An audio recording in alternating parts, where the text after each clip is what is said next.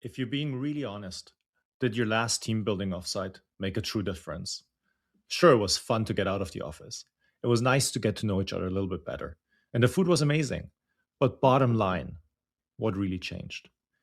Look, in my work with executive teams and senior leaders, I hear the same complaint again and again. A lot of time, effort, and resources go into team building without much to show for it. And this tracks with the research. In a 2018 peer reviewed study published by Christina Lacarenza and others in The American Psychologist, the researchers found very clear evidence for the effectiveness of structured and targeted team development interventions, while at the same time distinctly separating them from the typical fun diversions that still dominate most of today's team building. And the underlying problem, I believe, is that collaboration is very much situational. Look, in my work with executive teams, I've developed a way of thinking and talking about this in terms of three distinct modes. There is social mode, characterized by low stakes. There's arena mode, high stakes, partially aligned interests between participants. And then there is mission mode, high stakes and full alignment between participants. Now, how a team performs in one mode tells you very little about how they'll perform in another. And carryover is quite limited. In social mode, right? These are the everyday situations where it doesn't really matter who gets their way. Team members are generally happy to collaborate and to support each other, to be good corporate citizens. There is a sense of lightness to it. So this is really like Jenga towers at a corporate offsite. And most team building lives in this space. The arena mode is very different. So these are the moments that combine alignment with self-interest. There are overarching team objectives, but underneath, team members are also competing for limited resources, budget, attention, etc. They're competing for influence and status. And like any arena, there's an awareness of being watched.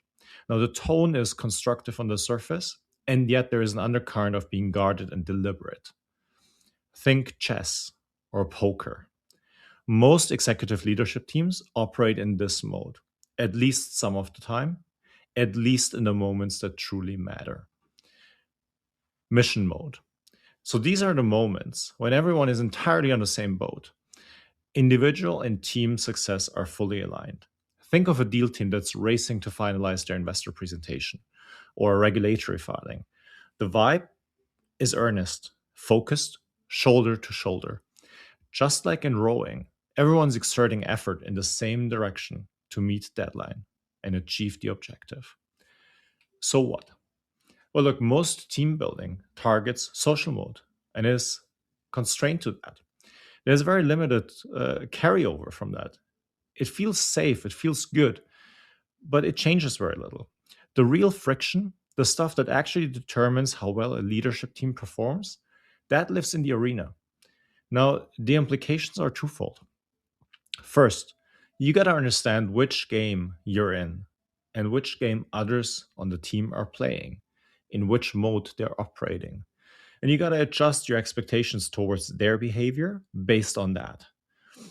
Second, when you're in the arena, your competitive edge really comes down to transforming that as much as possible into a situation that allows everyone to rally behind a mission. And it's this level of performance that takes both the right culture, meaning trust, team cohesion, etc., and structure, meaning the right setup, ways of working, crucially in the right incentives and vision.